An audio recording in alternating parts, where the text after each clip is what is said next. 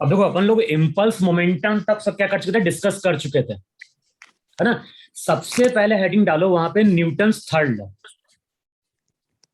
Second law तक अपन लोग कर चुके हैं। Yes sir. हाँ सर, हो गया सेकंड बात। तो नेक्स्ट लिखो वहां पे न्यूटन्स थर्ड लॉ।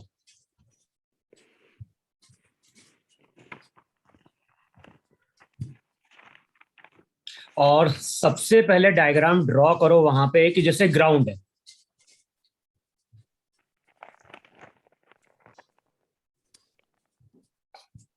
और ग्राउंड के ऊपर हम क्या कर रहे हैं, एक ब्लॉक को लाके प्लेस कर रहे हैं।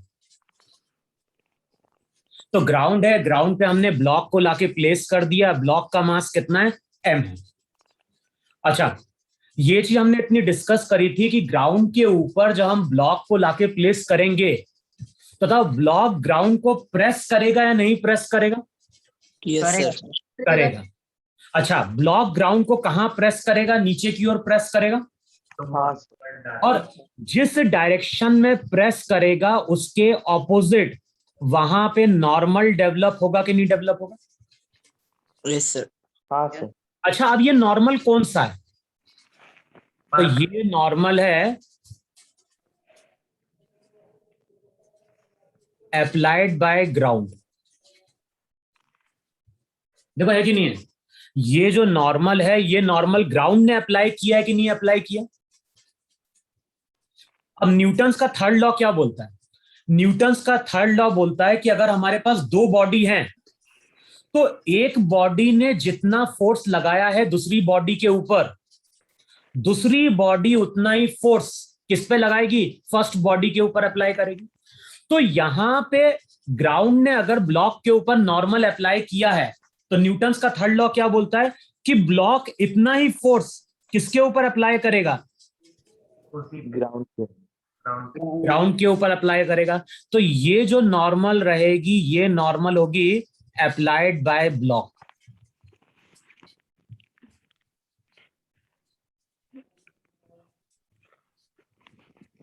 और ये जो नॉर्मल है बेसिकली इसी को वहां पे हम क्या बोलते हैं, एक्शन रिएक्शन पेयर बोलते हैं।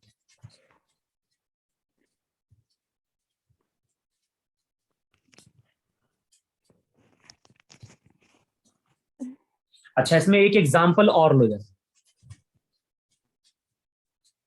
जैसे मान लो हमारे पास एक बॉल है, मान लो एक बॉल यहां पे ए है और एक और बॉल यहां पे बी है,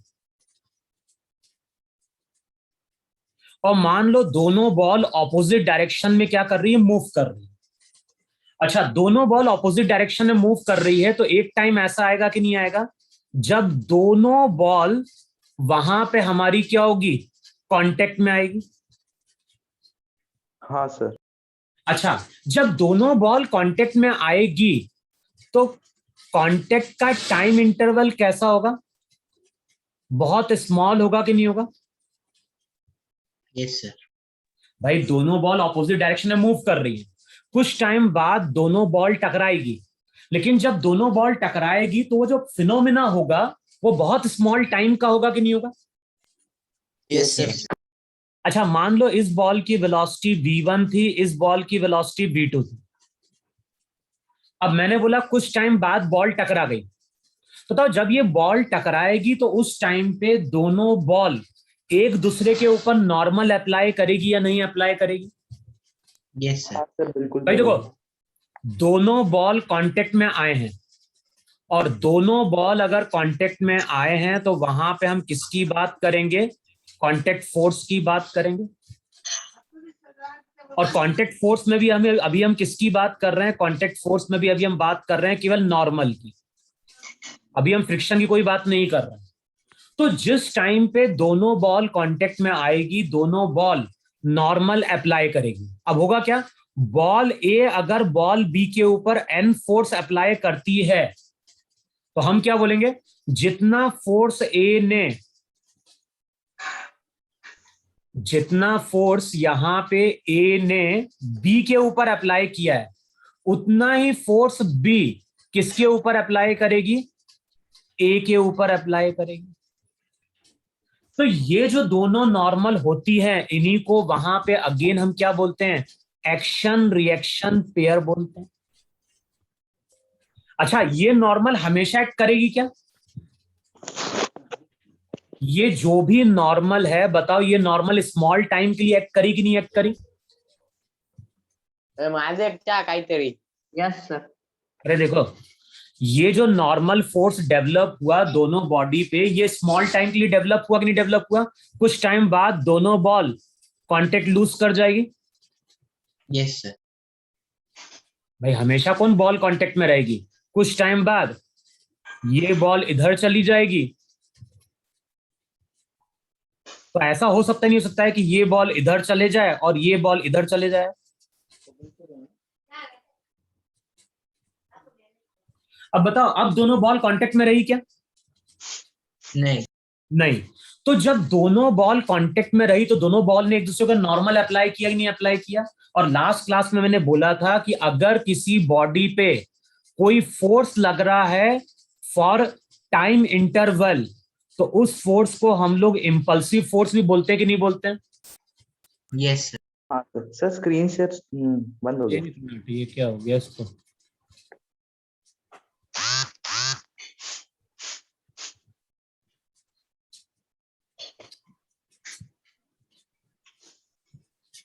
देखो अभी शेयर हो रही क्या? नहीं सर. नहीं सर अभी अब हाँ सर अभी है. Yes sir. नहीं, आजकल क्यों ये अपने आप ही। चलो, अब ये बताओ, मैंने क्या बोला? दोनों बॉल जब कांटेक्ट में आई तो दोनों बॉल ने एक दूसरे में नॉर्मल अप्लाई करी नहीं अप्लाई करी? और ये नॉर्मल एक्ट कर रही है फॉर सम टाइम इंटरवल। और लास्ट क्लास में हमने डिस्कस किया था कि अगर किसी बॉडी पे फोर्स लगता है फॉर सम टाइम इंटरवल, तो बताओ उस फोर्स को हम इंपल्सिव फोर्स भी बोलते हैं कि नहीं बोलते हैं? बोलते. तो ये जो नॉर्मल रहेगा, ये नॉर्मल इंपल्सिव फोर्स का एग्जाम्पल है कि नहीं है? भाई नाम तो नॉर्मल है, लेकिन ये इंपल्सिव फोर्स का एग्जाम्पल हुआ कि नहीं हुआ? Yes sir. लेकिन ध्यान रखना, ये नॉर्मल इंपल्सिव फोर्स है, लेकिन अभी हम बात कर रहे हैं न्यूटन्स के थर्ड लॉ की। तो न्यूटन्स का थर्ड लॉ क्या बोलता है? जितना फोर्स ए बी के ऊपर अप्लाई करेगा, उतना ही फोर्स बी किसके ऊपर अप्लाई करेगा? ए के ऊपर अप्लाई करेगा। अब ये ध्यान रखना है, एक्शन और जो रिएक्शन होते हैं उसके 2 पॉइंट्स लिखो वहां पे। पहले तो न्यूटन्स थर्ड लॉ का स्टेटमेंट लिखो वहां पे, और बताओ न्यूटन्स के थर्ड लॉ का स्टेटमेंट क्या था? तो वहां पे लिखो, टू एवरी एक्शन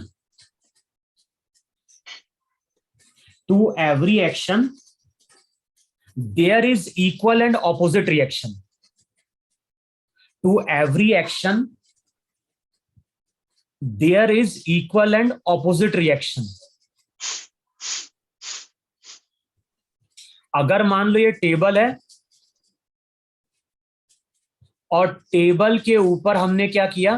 बहुत तेज से क्या किया? अपने हाथ को हिट किया, तो क्या होगा? अगर टेबल पे या तो लेग रखो या हाथ रखो, अगर टेबल पे हमने बहुत तेजी से हाथ को हिट किया है, तो उस केस में क्या होता है? जितना फोर्स हमारे हाथ पे लगता है, बताओ उतना ही फोर्स हम टेबल के ऊपर अप्लाई करते हैं नहीं अप्लाई करते? Yes sir. अब सबसे पहला पॉइंट लिखो, डेफिनेशन लिख लेना न्यूटन्स थर्ड लॉ की, कि अगर कहीं एक्शन होगा तो उसका वहां पे क्या होगा? रिएक्शन होगा। अब सबसे पहला पॉइंट लिखो वहां पे, action and reaction will always be in opposite direction. Action and reaction will always be in opposite direction and having same magnitude. तो पहला पॉइंट हम क्या बोल रहे हैं? एक्शन रिएक्शन जो रहेंगे उनका डायरेक्शन क्या होगा?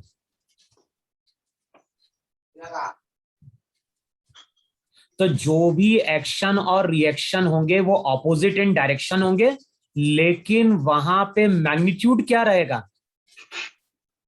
सेम रहे। बताओ यहां पे नॉर्मल लेफ्ट की ओर लगी और यहां पे नॉर्मल राइट की ओर लगी ही नहीं लगी? Yes sir. दोनों का मैग्नीट्यूड सेम है लेकिन डायरेक्शन ऑपोजिट है कि नहीं? Yes sir. फिर नेक्स्ट पॉइंट लिखो वहां पे। सर आपने कितने पॉइंट बताए अभी तक? जो पहले ही पॉइंट लिखवाया था कि action and reaction will always be in opposite direction and having same magnitude. Direction opposite होगा लेकिन मैग्नीट्यूड सेम रहे। सर कितने स्टेटमेंट? नेक्स्ट पॉइंट लिखो वहां पे। जो नेक्स्ट पॉइंट है वो लिखो वहां पे, action and reaction, action and reaction will always acts, action and reaction will always acts on two different body। तो किसी का माइक ऑन है? फिर से बताइए। Action and reaction will always act. ये किसका नंबर है? Galaxy J5 prime. Sir unknown है। मैं हटा रहा हूं इसको।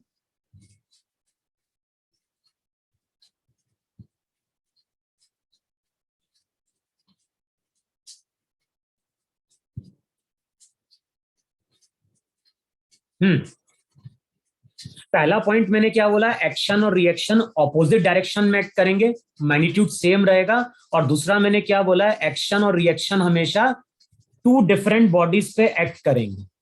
अब इसका एक एग्जांपल लो जरा। अब एग्जांपल हम क्या ले रहे हैं? यहां पे है ग्राउंड, यहां पे ग्राउंड है, ग्राउंड के ऊपर एक टेबल है।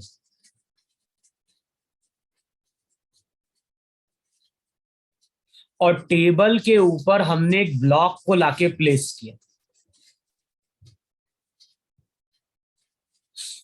अच्छा, अभी अगर हम इस ब्लॉक की बात करें तो ब्लॉक पे एक तो वेट लग रहा है कि नहीं लग रहा? अगर ब्लॉक का मास m है तो ब्लॉक पे mg लग रहा है कि नहीं लग रहा? और दूसरा टेबल क्या कर रहा होगा? टेबल ब्लॉक के ऊपर नॉर्मल अप्लाई कर रहा है। अबे हाँ है ना? Yes sir. हाँ अभी अगर हम इस ब्लॉक की बात करें तो ब्लॉक के ऊपर दो फोर्स लग रहे हैं। एक लग रहा है तुम्हारा नॉर्मल और दूसरा लग रहा है वहां पे mg। लेकिन ध्यान, अगर हम इन दोनों फोर्स की बात करें तो ये दोनों फोर्स एक्शन रिएक्शन नहीं है। अगर इन दोनों की बात करें तो ये दोनों हमारे एक्शन रिएक्शन पेयर नहीं होंगे। क्यों? क्योंकि एक्शन और रिएक्शन सेम बॉडी पे नहीं लगता है। अगर एक पे एक्शन होगा तो दूसरे पे क्या होगा? रिएक्शन। रिएक्शन होगा। अब बताओ, ये जो mg है इसको मैं एक्शन बोल रहा हूं। बताओ रिएक्शन कहां होगा? सर जो टेबल फोर्स जो अप्लाई करेगा ब्लॉक पे। नहीं, देखो ये जो mg फोर्स, रिएक्शन फोर्स। सुनो सही, ये mg फोर्स कौन अप्लाई कर रहा है? टेबल अप्लाई कर रही है, अर्थ अप्लाई कर रहा है? अर्थ। देखो अर्थ ने यहां पे, अगर तुम देखोगे तो तुम क्या बोलोगे? यहां पे तुम यहां पे बोलोगे कि जो भी अर्थ है, अर्थ ब्लॉक के ऊपर फोर्स अप्लाई कर रहा है कि नहीं अप्लाई कर रहा है? कितना फोर्स अप्लाई कर रहा है? m इंटू जी। अब अर्थ ने ब्लॉक के ऊपर जो फोर्स अप्लाई किया है, मान लो इसको हमने एक्शन बोला है, तो अब न्यूटन्स के थर्ड लॉ के क्या कारण, क्या न्यूटन्स के थर्ड लॉ के अकॉर्डिंग क्या होगा? ब्लॉक उतना ही फोर्स किस पे अप्लाई करेगा? अर्थ पे अप्लाई करेगा। तो ये जो ब्लॉक रहेगा, ये ब्लॉक अर्थ को ऊपर की ओर खींचेगा। डायरेक्शन ऑपोजिट होना चाहिए। अगर अर्थ ब्लॉक को नीचे की ओर खींच रही है तो ये ब्लॉक अर्थ को क्या करेगी? ऊपर की ओर खींचेगी। तो जितना फोर्स ब्लॉक पे लगा उतना फोर्स अर्थ पे लगा। और ये जो mg रहेगा, ध्यान रखना, ये अब तुम्हारा वहां पे रिएक्शन है। बोलो, इतना समझ में नहीं समझ में? समझ में आया। एक्शन और रिएक्शन टू डिफरेंट बॉडीज पे लगते हैं, दोनों का डायरेक्शन वहां पे ऑपोजिट है, एक का डायरेक्शन नीचे है तो दूसरे का डायरेक्शन ऊपर है। अच्छा, अब अगर मैंने इसको एक्शन बोला, मान लो अगर तुमने इस नॉर्मल को एक्शन बोला, बताओ ये नॉर्मल किसने अप्लाई करी है? तो तुम बोलोगे ये नॉर्मल टेबल ने ब्लॉक के ऊपर अप्लाई करी। अब इसको तुमने एक्शन बोला, बताओ न्यूटन्स के थर्ड लॉ के अकॉर्डिंग क्या होगा? न्यूटन्स के थर्ड लॉ के अकॉर्डिंग ब्लॉक उतना ही फोर्स किस पे अप्लाई करेगा? टेबल पे अप्लाई करेगा। तो ये अगर एक्शन है तो ध्यान रखना, ये जो नॉर्मल आएगी एन, ये यहां पे इसका रिएक्शन होगी। बताओ इसमें किसी को डाउट है क्या? No sir. सर कोई चलो अब इसके कुछ एग्जाम्पल लिख लो जल्दी से। जो सबसे पहला एग्जाम्पल देखा होगा जो हम डेली लाइफ में देखते हैं, मान लो ये गन है,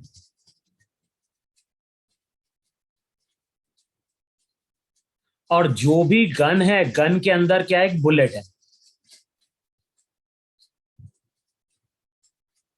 और देखा होगा छर्रे वाली गन भी आती कि नहीं आती है? आती है। हाँ सर वो तो डाल वहां पे देखा होगा जैसे ही हम ट्रिगर को प्रेस करते हैं तो ये बुलेट पे क्या होता है?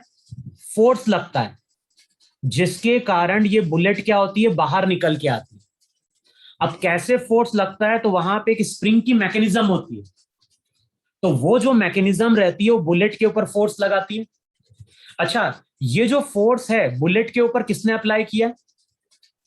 स्प्रिंग। गन ने अप्लाई किया। अरे स्प्रिंग का मतलब गन का ही पार्ट हुआ कि नहीं हुआ? यस हाँ, सर। तो ये जो एफ फोर्स है, ये जो एफ फोर्स है, ये बुलेट पे गन ने अप्लाई किया। तो according to Newton's third law क्या होगा? According to Newton's third law, जितना फोर्स गन बुलेट के ऊपर अप्लाई कर रही है, बुलेट उतना ही फोर्स गन के ऊपर अप्लाई करती है। और यही रीजन देखा होगा कि जैसे हम बुलेट फायर करते हैं तो गन पीछे की ओर जाती कि नहीं जाती है? Yes sir. हाँ सर Yes, sir. और देखो, गन कितनी वेलोसिटी से पीछे गई उसको हम रिकॉइल वेलोसिटी बोलते हैं। Yes.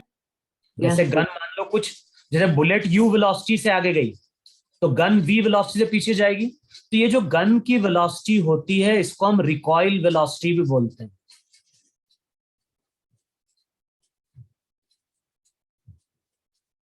समझ में आया इतना? Yes, sir. फिर देखो दूसरा एग्जांपल लो जरा। ये ग्राउंड है और यहां पे पानी है, और मान लो यहां पे एक बोट है। और कई बार ऐसा देखा होगा कि जब बोट किनारे पे आती है तो हम बोट से उतरने के लिए करते क्या है? एक अपनी जो लेग रहती है वो तो पीछे रहती है, और एक लेग हम इस तरह से आगे बढ़ाते हैं कि नहीं बढ़ाते हैं? Yes, sir. हाँ सर अच्छा, जब इस तरह से हम करते हैं तो होता क्या है? हम बोट के ऊपर कहां फोर्स लगा रहे हैं? हम बोट के ऊपर राइट की ओर फोर्स अप्लाई कर रहे, नहीं अप्लाई कर रहे हैं अपने पैर से? Yes sir. और ध्यान ना, साथ में हम फोर्स नीचे की ओर भी अप्लाई करते हैं, लेकिन अभी हमें इससे मतलब नहीं है। अभी हम ऐसा बोलते हैं कि जब हम नीचे उतरने की कोशिश कर रहे हैं तो हम बोट को राइट की ओर फोर्स लगा रहे हैं। अब बताओ न्यूटन्स के थर्ड लॉ के अकॉर्डिंग क्या होगा? जितना फोर्स हमने बोट पे लगाया, बोट बताओ उतना ही फोर्स हमारे ऊपर अप्लाई कर देगी, नहीं अप्लाई कर देगी? और यही वो फोर्स होगा जो हमें लेफ्ट की ओर लेके जाएगा। और इसी फोर्स के कारण होता क्या है? कुछ टाइम बाद पर्सन जंप करके शोर पे आ जाता है। तो बताओ यहां पे भी न्यूटन्स थर्ड लॉ है कि नहीं? Yes sir. फिर देखो तीसरा जो एग्जाम्पल होता है, ये ग्राउंड है,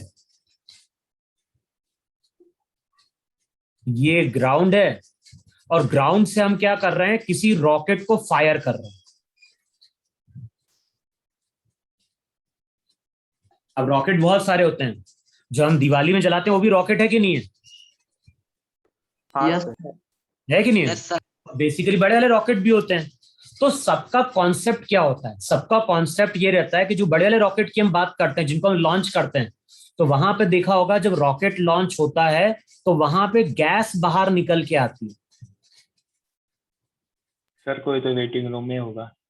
क्या बोल रहे हो? वेटिंग रूम चेक करो। क्या हो गया? सर ग्रुप पे मैसेज आया है। हाँ क्या पेज नंबर? एक मिनट, क्या मैसेज आया ग्रुप पे? वो बुक के पेज नंबर की बात कर रहा है। अरे कोई पेज नंबर नहीं भाई, तो छोड़ना उसका। पेज नंबर पढ़ा रहा हूं क्या मैं, जो पूछ रहा है? अब ये बताओ, जितने भी रॉकेट होते हैं सबका कॉन्सेप्ट क्या है? जब हम रॉकेट को लॉन्च करते हैं तो रॉकेट का फ्यूल होता है और फ्यूल जलता है, और जब फ्यूल बर्न होता है तो उसके कारण वहां पे गैसेस बाहर निकलती है। और जब गैस बाहर निकलती है तो गैस जो रहती है वो ग्राउंड के ऊपर फोर्स लगाती है, नीचे की ओर। जो गैसेस रहती है ना वो नीचे की ओर फोर्स लगाती है। अब न्यूटन्स के थर्ड लॉ के अकॉर्डिंग क्या होगा? जितना फोर्स ग्राउंड पे लगा उतना ही फोर्स, या ग्राउंड की नहीं बात करो, इसको ऐसा समझो, जिस टाइम पे गैस बाहर निकलती है, ग्राउंड पे मत बोलो, जब गैस बाहर निकलती है ना तो गैस पे फोर्स नीचे की ओर लगता है, और उस फोर्स को हम लोग थ्रस्ट फोर्स बोलते हैं। तो जो गैस बाहर आ रही है ना तो गैस पे फोर्स नीचे की ओर लगता है, और न्यूटन्स के थर्ड लॉ के अकॉर्डिंग गैस उतना ही फोर्स रॉकेट पे अप्लाई कर देती है, और यही वो फोर्स है जो रॉकेट को कहां लेके जाता है? ऊपर लेके जाता है। बोलो, इतनी चीज क्लियर हुई, क्लियर हुई?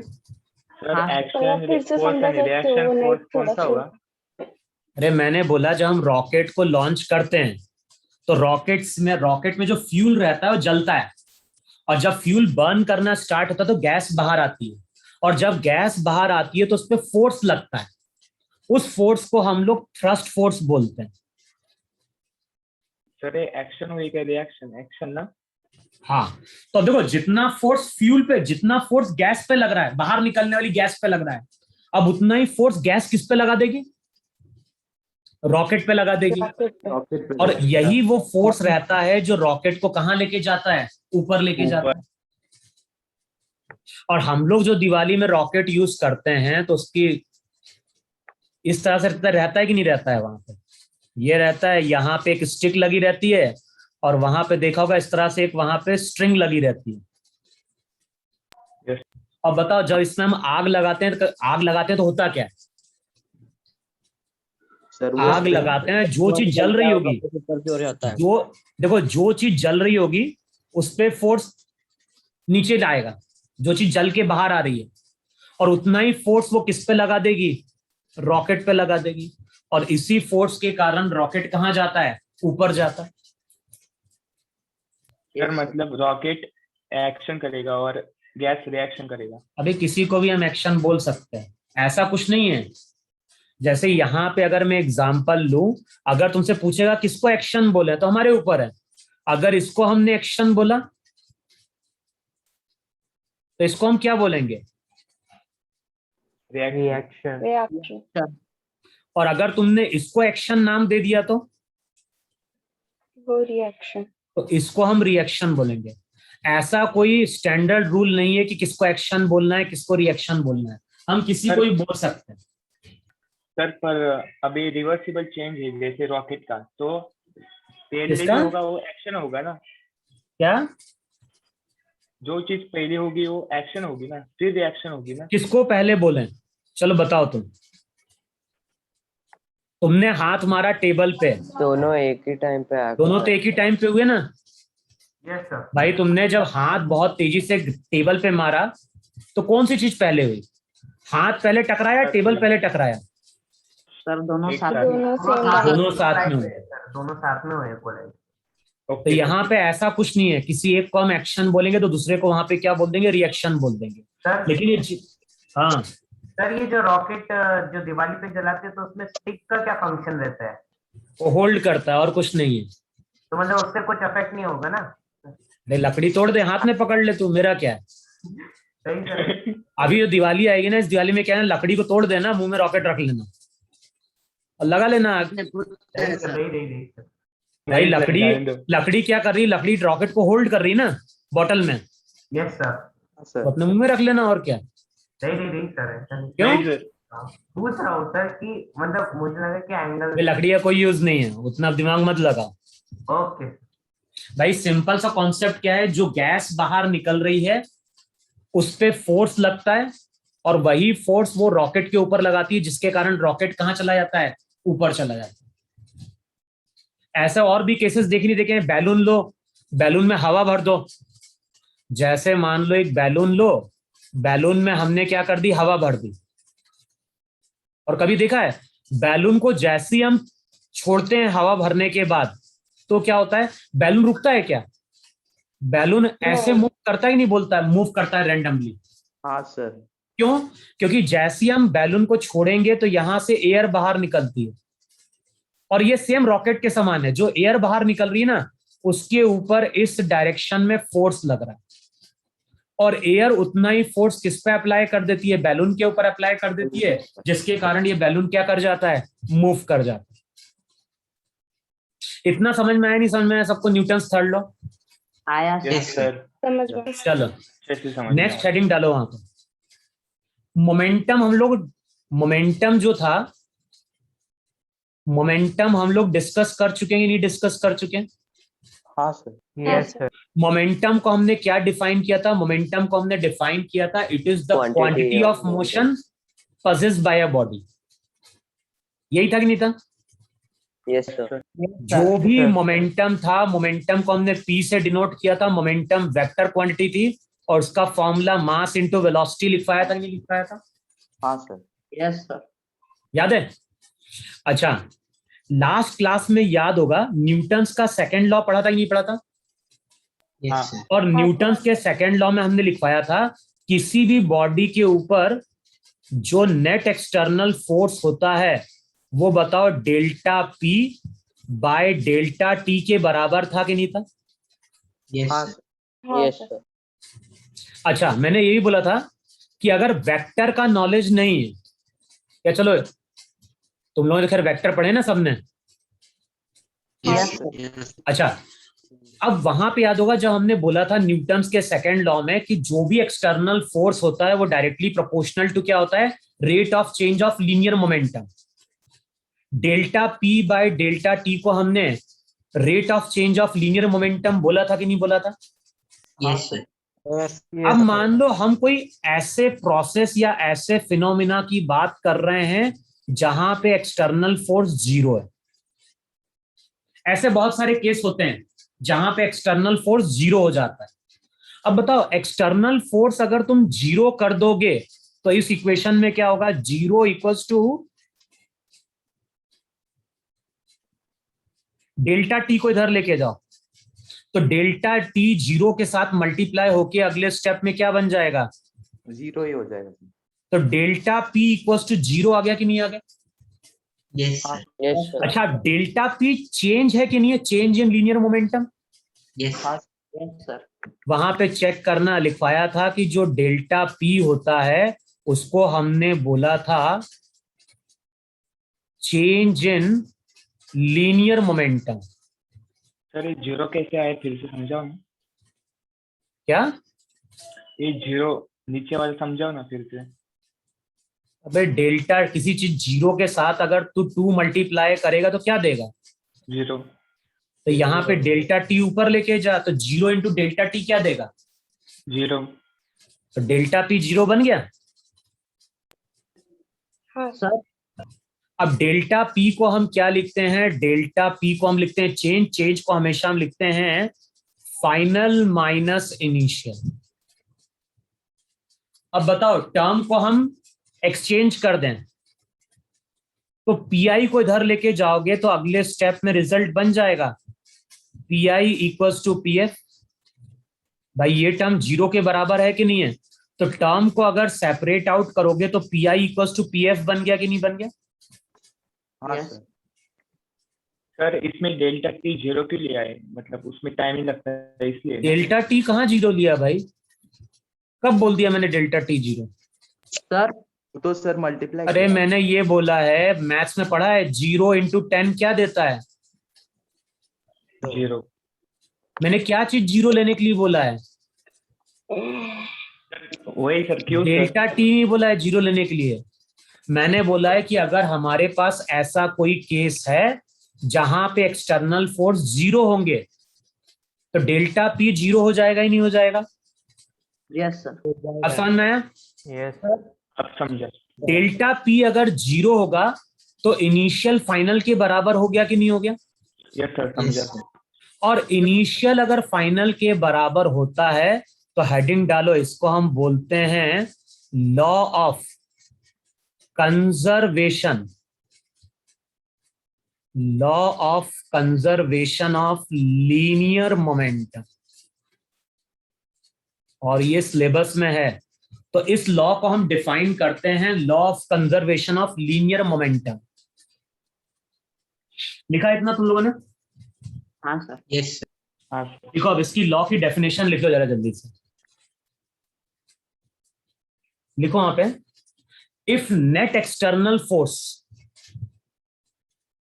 If net external force, external force की बात कर रहा हूं ध्यान रखना, तो लिखो वहां पे, if net external force acting over a body is 0, if net external force acting over a body is 0, if net external force acting over a body is 0, then the linear momentum, if net external force acting over a body is 0, then the linear momentum of the body, then the linear momentum of the body will remain conserved, then the linear momentum of the body will remain conserved लिख दो, या फिर लिख सकते हो will remain constant in that direction. If net external force acting over a body is 0, then the linear momentum of the system will remain conserved in that direction. अब इसके कुछ एग्जाम्पल लिखो। सर अगर एक्सटर्नल फोर्स 0 है तो Newton का first law आएगा ना? अरे कुछ नहीं भाई, अभी फर्स्ट लॉ की हम बात ही नहीं कर रहे हैं, फर्स्ट लॉ खत्म हो गया, अब मैं कुछ आगे बढ़ गया। और कांस्टेंट आएगा ना? हाँ कुछ भी, दोनों का मतलब सेम है। सर विल रिमेन कंजर्व के आगे क्या है? Will remain conserved in that direction. Okay. भाई फोर्स का डायरेक्शन है कि नहीं है? Yes sir. तो जिस डायरेक्शन में फोर्स 0 है उस डायरेक्शन में लीनियर मोमेंटम कंजर्व होगा। कंजर्व का मतलब है कि पहले जितना था बाद में भी उतना ही रहेगा। समझ में आया? Yes sir. चलो अब इसके कुछ एग्जाम्पल लो जरा।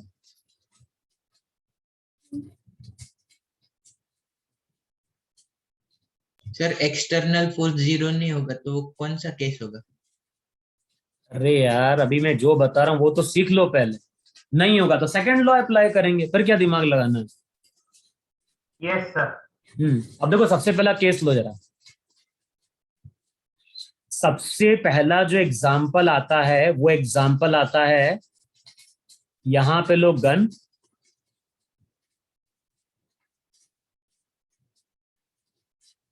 यहां पे गन और गन के अंदर बुलेट।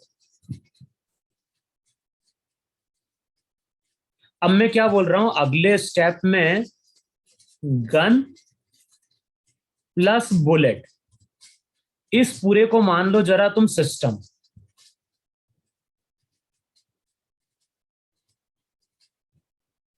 अच्छा अब सिस्टम के अंदर क्या क्या है? सिस्टम के अंदर एक तो गन है, दूसरा बुलेट है। इसके अलावा कोई सिस्टम में है क्या? नहीं। ये ग्राउंड होगा। बताओ ग्राउंड सिस्टम के अंदर है या ग्राउंड सिस्टम के बाहर है? बाहर। बाहर। तो इतनी चीज समझाई थी, जो चीज बाहर होती है उसको हम एक्सटर्नल बोलते हैं, और जो चीज अंदर होती है उसको हम इंटरनल बोलते हैं, है कि नहीं? अच्छा बताओ, गन का भी मास है, बुलेट का भी मास है, तो अर्थ क्या कर रही होगी? बताओ, अर्थ इस डायरेक्शन में ग्रेविटेशनल फोर्स लगा रही होगी नहीं लगा रही होगी? यस भाई अर्थ क्या करेगी? अर्थ ग्रेविटेशनल फोर्स गन के ऊपर भी लगाएगी, बुलेट के ऊपर भी लगाएगी। अब इसको तुम बोलो यहां पे एक्स एक्सिस, इसको बोलो वाई एक्सिस। बताओ, ये जो हमने सिस्टम कंसिडर किया है, इस सिस्टम की बात कर रहे हैं, इस सिस्टम पे ग्रेविटेशनल फोर्स इंटरनल है या एक्सटर्नल है? एक्सटर्नल एक्सटर्नल है, क्योंकि ये किसने अप्लाई किया है? ये फोर्स बन रहा है अर्थ के कारण। तो बताओ, इस सिस्टम की प्रॉपर्टी ऐसी लिख सकते हैं कि इस सिस्टम पे नेट एक्सटर्नल फोर्स y के अलोंग 0 नहीं है। बताओ, y के अलोंग एक्सटर्नल फोर्स लग रहा है कि नहीं लग रहा है? लग रहा है। यस लग रहा है ना? भाई ग्रेविटेशनल फोर्स y के अलोंग है, तो हम इस केस में बोलेंगे y के अलोंग एक्सटर्नल फोर्स है। अच्छा बताओ, x एक्सिस के अलोंग कोई फोर्स है क्या? हाँ सर। नो सर नहीं No. नहीं इसको हाँ दिख गया भाई। नो सर, नहीं सर नहीं है। कौन सा फोर्स है बताओ x एक्सिस के अलोंग? जिसने बोला हाँ, सर वो मुझे लगा वो रिकॉइल का जो था ना वो, पर अभी फायर नहीं किया। चुप हो जा तो रिकॉइल की फाइल। अब ये बताओ, इस सिस्टम की बात ये है कि नहीं, इस सिस्टम पे नेट एक्सटर्नल फोर्स x के अलोंग 0 है कि नहीं है? Yes sir excuse me sir law of conservation of linear momentum क्या बोलता है? Law of conservation of linear momentum बोलता है जिस डायरेक्शन में एक्सटर्नल फोर्स 0 होगा उस डायरेक्शन में मोमेंटम कंजर्व रहेगा। कंजर्व का मतलब जितना पहले है उतना बाद में रहेगा। हाँ सर। हाँ सर। अच्छा, अब मान लो गन का मास m है, बुलेट का मास स्मॉल m है।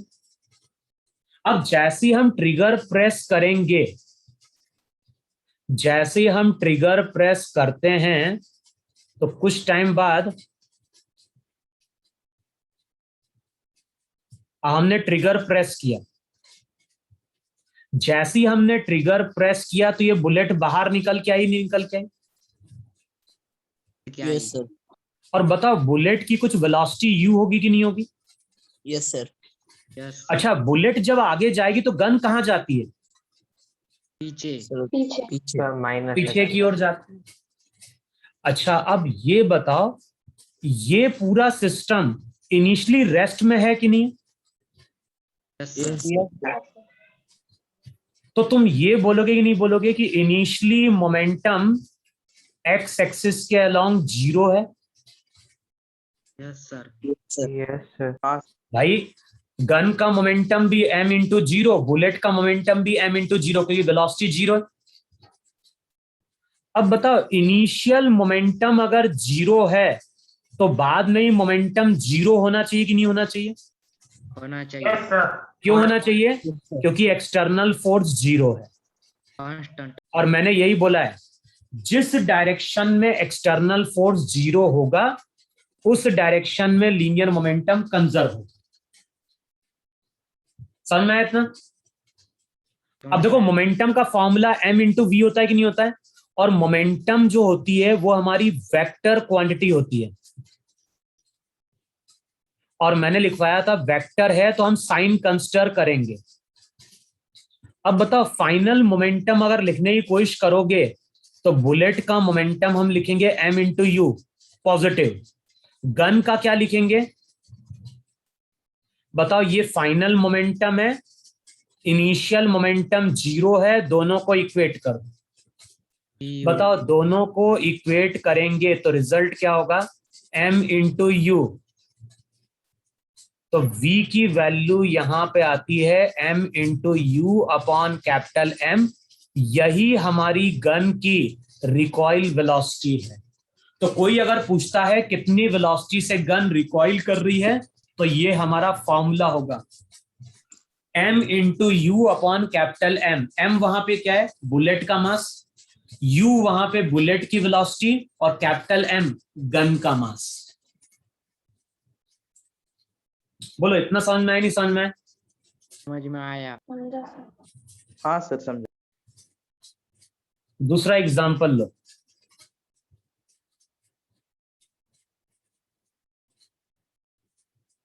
अब देखो जो दूसरा एग्जांपल है ना, उसमें हम क्या बोल रहे हैं कि मान लो ये बिल्डिंग है, ये बिल्डिंग है, और जो भी बिल्डिंग है, बिल्डिंग के बाहर एक स्विमिंग पूल है, ये पानी है।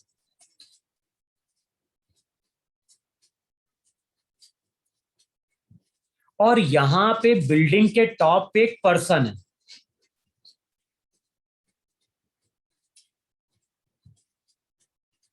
बिल्डिंग के टॉप पे एक पर्सन है, और पर्सन के हाथ में एक बैग है। तो बिल्डिंग के टॉप पे एक पर्सन है, पर्सन के हाथ में यहां पे एक बैग है। और होता क्या है, गलती से ये पर्सन स्लिप कर जाता है बिल्डिंग के टॉप से। ऐसा बनाओ डायग्राम।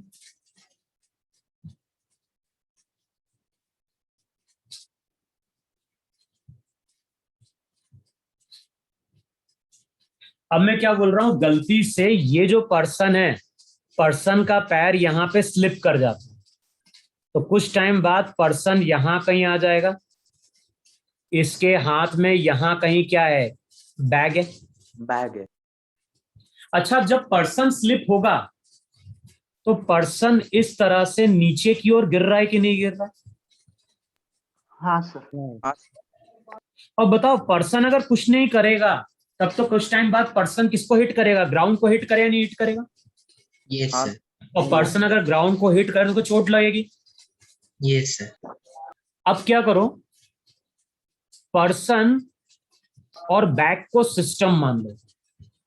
तो यहां पे सिस्टम है, सिस्टम में क्या है, सिस्टम में एक तो पर्सन है और पर्सन के हाथ में बैग है। तो इस पूरे को हमने यहां पे सिस्टम माना। बताओ अर्थ क्या कर रही होगी, अर्थ इस पूरे सिस्टम के ऊपर ग्रेविटेशनल फोर्स अप्लाई कर रही नहीं अप्लाई कर रही? यस तो Fg मेरा ग्रेविटेशनल फोर्स है। अब बताओ ये एक्सटर्नल है कि नहीं? हाँ सर।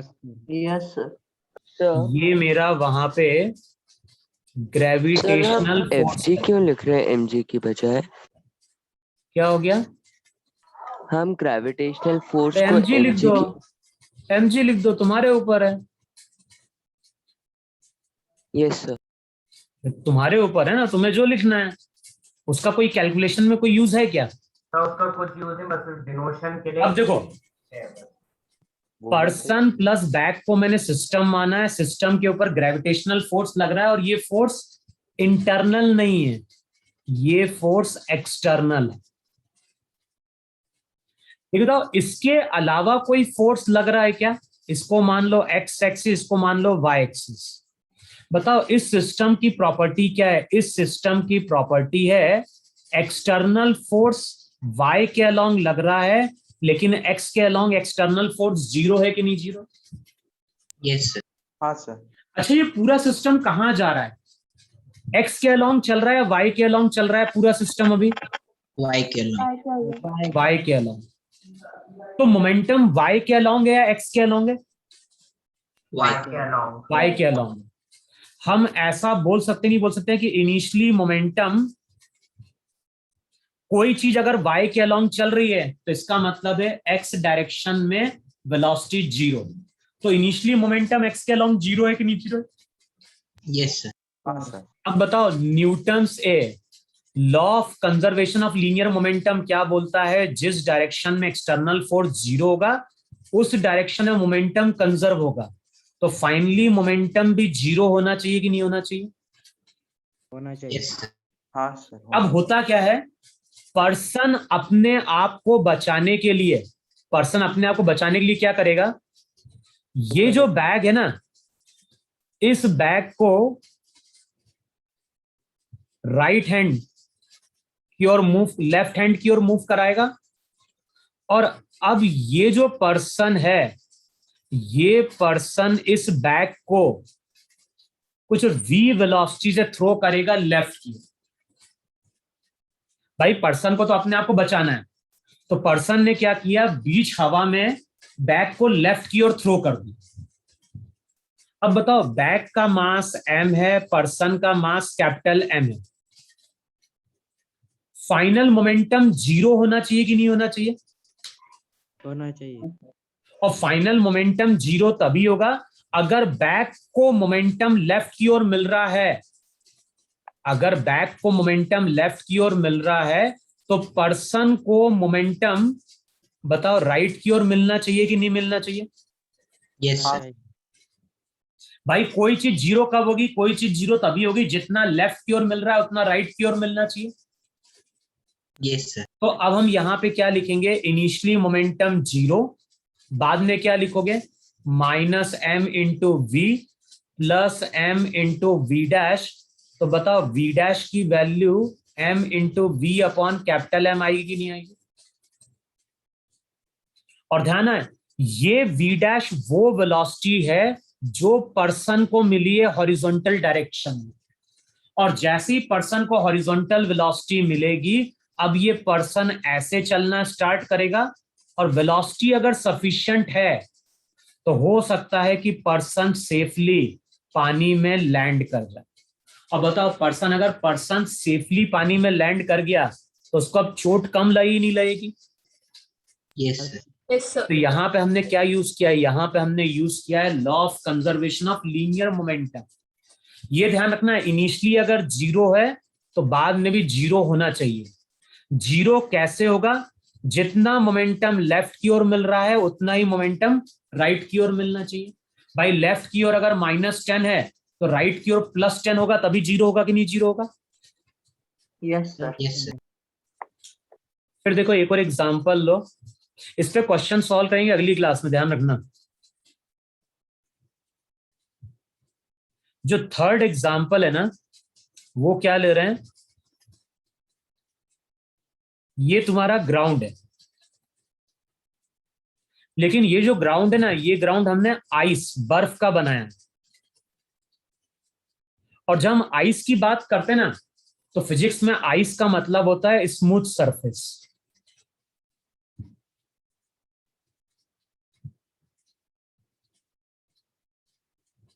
तो फिजिक्स में जब बोल रहा है कोई सरफेस आइस का बना हुआ है, इसका मतलब है कि वो सरफेस स्मूथ है, फ्रिक्शनलेस सरफेस।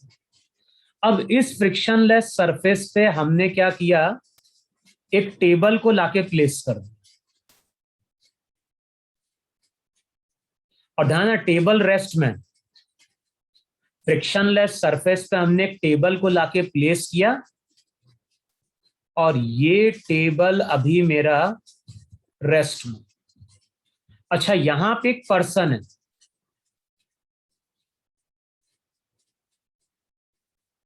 और ये पर्सन भी अभी रेस्ट में।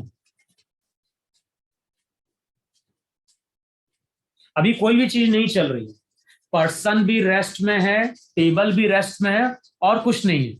और ये पर्सन टेबल से L डिस्टेंस पे। और ध्यान, पर्सन आइसोलेटेड है, ऐसा नहीं पर्सन के ऊपर कोई फोर्स लगा सकता है एक्सटर्नल। तो पर्सन जो है, पर्सन रेस्ट में है और वो टेबल से L डिस्टेंस पे है। अब इस पर्सन को कहां पहुंचना है? इस पर्सन को टेबल के पास पहुंचना है। ये जो पर्सन है, ये पर्सन की रिक्वायरमेंट क्या है? वो टेबल के पास पहुंचना चाहता है। अच्छा, बताओ कैसे पहुंच पाएगा टेबल के पास? तो वो पीछे की तरफ धक्का देगा तभी वो आगे की तरफ बढ़ेगा टेबल के पास। देखो जनरली होता क्या है, ये अगर ग्राउंड है और ये हमारा पैर है, से पुश करते हैं। हाँ, बैक पे पुश करेगा सर। हाँ। देखो जब हम चलते हैं ना, तो एक पैर तो हमारा ग्राउंड के कांटेक्ट में रहता है, एक पैर हवा में रहता है। तो जो पैर ग्राउंड के कांटेक्ट में होता है, कभी ऑब्जर्व करना, जब हम चलने की कोशिश करते हैं ना, तो ग्राउंड को हम पीछे की ओर पुश करते हैं। कभी देखा है? जब भी हम चलने की कोशिश करते हैं तो ग्राउंड को पीछे की ओर पुश करते हैं। तो ग्राउंड क्या करता है? ग्राउंड उतना ही फोर्स हमारे ऊपर आगे अप्लाई करता है, जिसको हम फ्रिक्शन बोलते हैं। तो हम चल पाते हैं ग्राउंड पे किसके कारण? Due to friction. अगर फ्रिक्शन नहीं होगा तो हम चल ही नहीं पाएंगे। तो बताओ, मैंने अगर सरफेस बोला है फ्रिक्शन लेस है,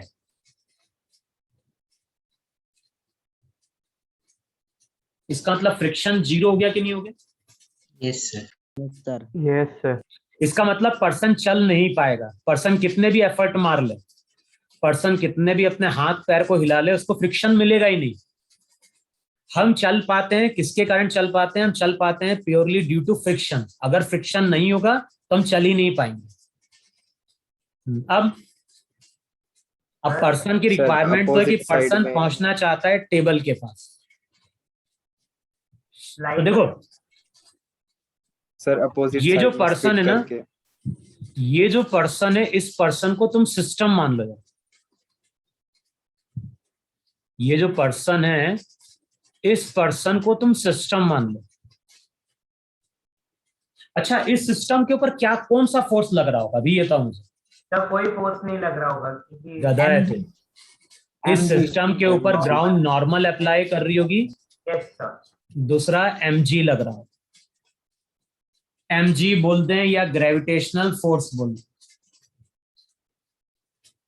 तो बताओ, नॉर्मल लग रहा है, ग्रेविटेशनल फोर्स लग रहा है, और कोई फोर्स लग रहा है क्या? नहीं सर। नहीं। No sir.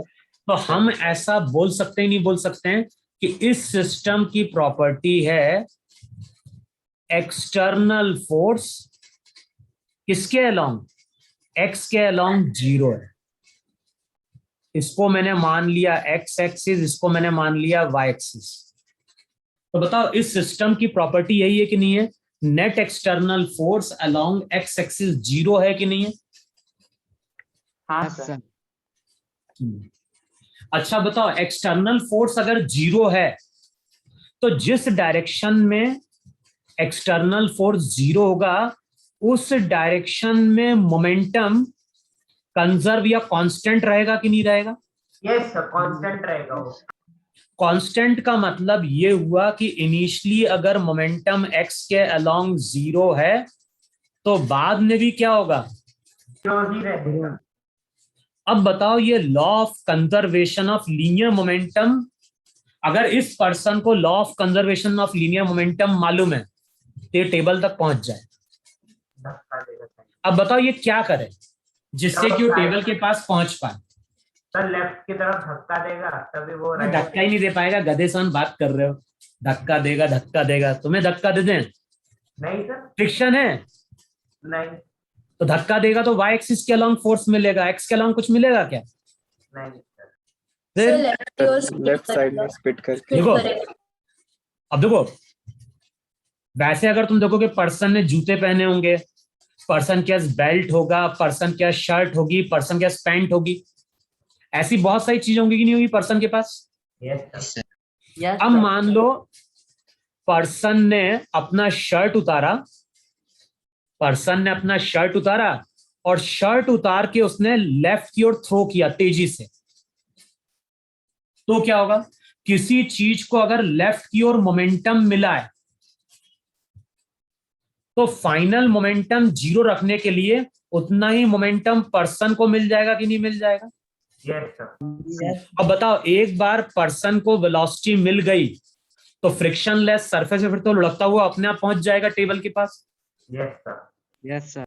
मान लो अच्छा उसका शर्ट नहीं है तो क्या करेगा? सर आप बेल्ट, बेल्ट फेंकेगा कुछ। मान लो बेल्ट भी नहीं है, जूते भी नहीं है, पैंट भी नहीं है, मान लो पर्सन ने कपड़े भी नहीं पहने, तो फिर उस केस में पर्सन कैसे जाएगा? स्पिट करेगा। अगर पर्सन ने, देखो, अब अगर पर्सन ने कोई कपड़े नहीं पहने, जूते भी नहीं पहने, तो पर्सन क्या करेगा? पर्सन यहाँ पे स्पिट करेगा। फिट करेगा और तब जाके। अब बताओ, जब कुछ पर्सन स्पिट या थूकेगा तो उसका भी कुछ मास होगा कि नहीं होगा? Yes yes sir. सर। उसकी वेलोसिटी होगी v। सर पर भले ही वो भले ही उसका मास बहुत कम हो, हाँ लेकिन अगर इनिशियली कुछ मोमेंटम लेफ्ट की ओर मिला है तो राइट की ओर भी कुछ मोमेंटम मिल जाएगा। और मोमेंटम का मतलब वेलोसिटी मिल गई, भले ही वेलोसिटी कितनी स्मॉल क्यों ना हो, लेकिन फ्रिक्शनलेस सरफेस पे अगर वेलोसिटी मिल गई तब तो ये पर्सन v डैश से मूव करता हुआ टेबल के पास पहुंच जाए। Yes sir. समझ में आया नहीं समझ में आया इतना? हाँ सर। हाँ सर। अरे हो गया, मेरा टाइम निकल गया, 1 घंटा हो गया। अगली क्लास में हम क्वेश्चन सॉल्व करेंगे इसके ऊपर, यस सर। ठीक है? अभी तुम लोग क्या इसको इतना रिवाइज कर लो कि law of conservation of linear momentum क्या होता है। बुक में एग्जांपल दिए थर्ड लॉ के, वो पढ़ लो। अगली क्लास में शायद मोस्ट प्रोबेबली चैप्टर कंप्लीट हो जाए। इसमें बचा केवल क्या, न्यूमेरिकल देखने, मोमेंटम के प्लस कोलिजन की बात करनी, और ये चैप्टर ओवर है। ठीक है, यस सर। चलो मैं एंड कर रहा हूँ, मैं लेट हो रहा हूँ actually. Okay sir, bye sir. ठीक है, सर। चलो।